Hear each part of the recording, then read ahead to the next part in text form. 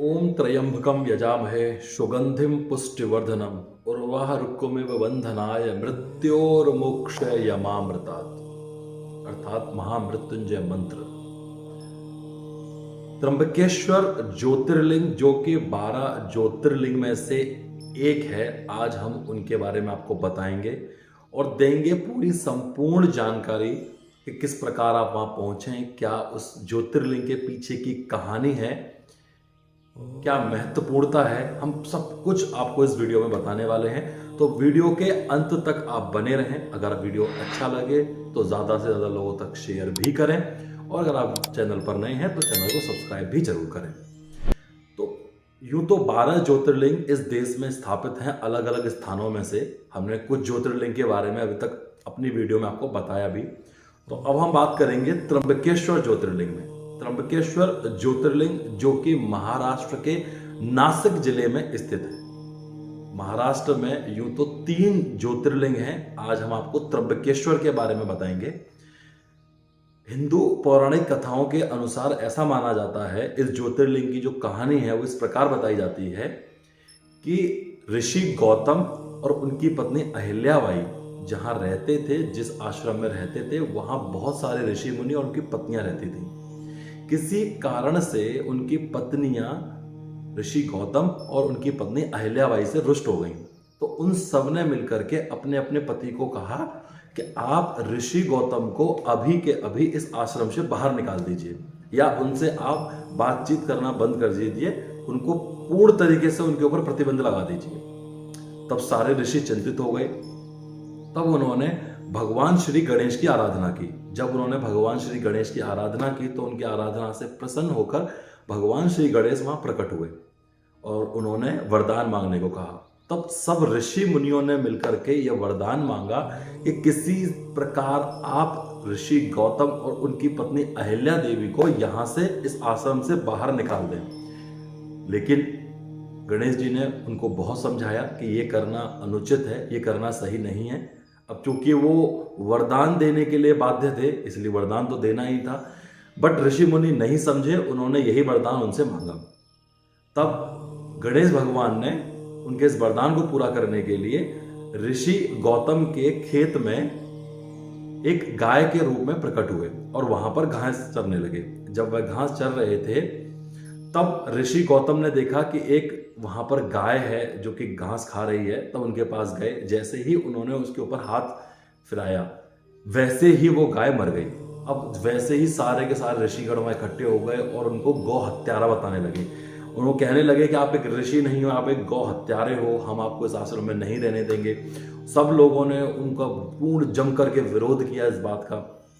तब ऋषि गौतम और उनकी पत्नी अहिल्याबाई ने सबसे हाथ जोड़ करके प्रार्थना की कि किस प्रकार इस गौ हत्या से हम लोग मुक्ति पा सकते हैं।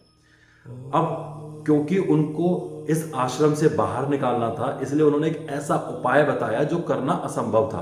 उन्होंने कहा, इस पृथ्वी के आप 3 बार चक्कर लगाइए, 1 करोड़ बार आप गंगा में स्नान करिए, आप गंगा को यहां लेकर के आइए, 1 लाख पार्थिव शिवलिंग की स्थापना कीजिए, उसमें से एक शिवलिंग की आप 1 करोड़ साल तक पूजा कीजिए। उसके बाद फिर आप 3 बार पृथ्वी के चक्कर लगाइए, फिर आप 1 करोड़ बार गंगा जी में जाकर के स्नान कीजिए। जो आपने गंगा जी यहाँ ला के रखी हुई हैं, उन्हीं गंगा जी के जल से आपको उन 1 लाख पार्थिव शिवलिंगों का जल चढ़ाना है।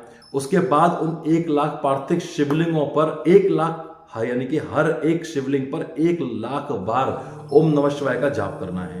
तो एक ऐसा उपाय बताया गया जिसको करना एक असंभव था, बहुत मुश्किल था, क्योंकि उनको वहां से निकालना था।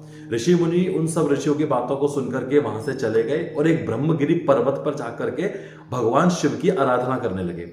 भगवान शिव की आराधना इतनी की उन्होंने कि भगवान शिव प्रसन्न हो गए और वहां भगवान शिव प्रकट हुए। जब भगवान शिव वहां प्रकट हुए तो ऋषि गौतम और उनकी पत्नी अहिल्या से कहा कि आप वर मांगो, क्या वरदान मांगते हो। तब उन्होंने कहा कि हे प्रभु, मुझे इस गौ हत्या से मुक्त करा दीजिए। तब भगवान शिव ने बताया कि ये गौ हत्या आपने नहीं की है, बल्कि आप एक छल का शिकार हुए हैं। आपको इसका दंड नहीं मिलना चाहिए, दंड उन ऋषि मुनियों को मिलना चाहिए जिन्होंने आपको इस दंड का भागी बनाया और आपके साथ में छल किया।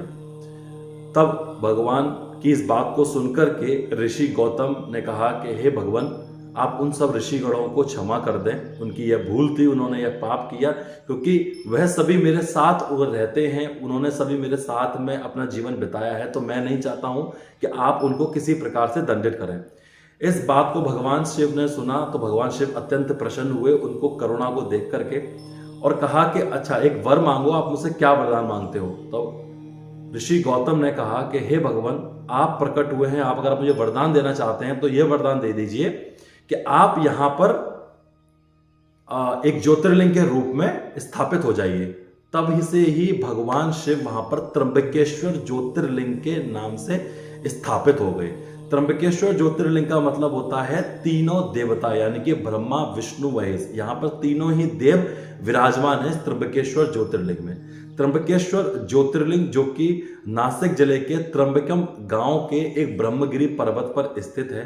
यहां से गोदावरी नदी गुजरती है। ये गोदावरी नदी वह नदी है जिसको ऋषि गौतम ने तपस्या करने के लिए यहां पर लेकर के आए थे।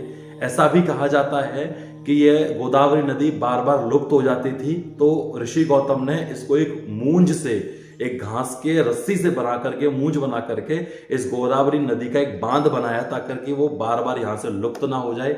इसलिए यहां पर एक कुंड भी है, और ऐसा कहा जाता है कि त्र्यंबकेश्वर महादेव दर्शन करने से पहले इस कुंड में आप स्नान करें तो अत्यंत पवित्र और पावन आपके दर्शन होते हैं।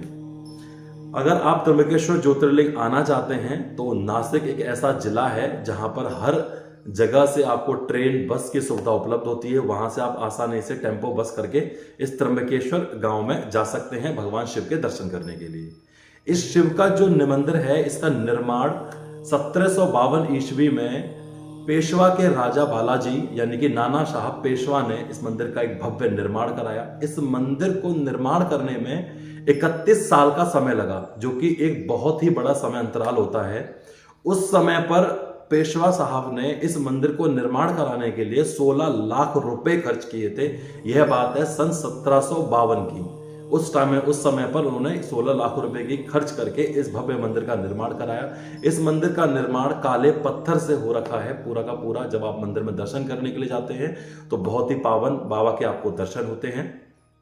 तो यह जानकारी हमने आपको दी त्र्यंबकेश्वर ज्योतिर्लिंग के बारे में, जो कि एक मुख्य ज्योतिर्लिंग में से 12 मुख्य ज्योतिर्लिंगों में से एक भी है। आप जब भी जाएं नासिक तो भगवान शिव के दर्शन अवश्य करके आएं। मिलते हैं हम आपको अपनी अगली वीडियो में, तब तक के लिए चैनल पर बने रहें, चैनल को सब्सक्राइब करें और वीडियो को ज्यादा से ज्यादा लोगों तक शेयर भी करें। कमेंट में हर हर महादेव लिख करके जरूर जाएं।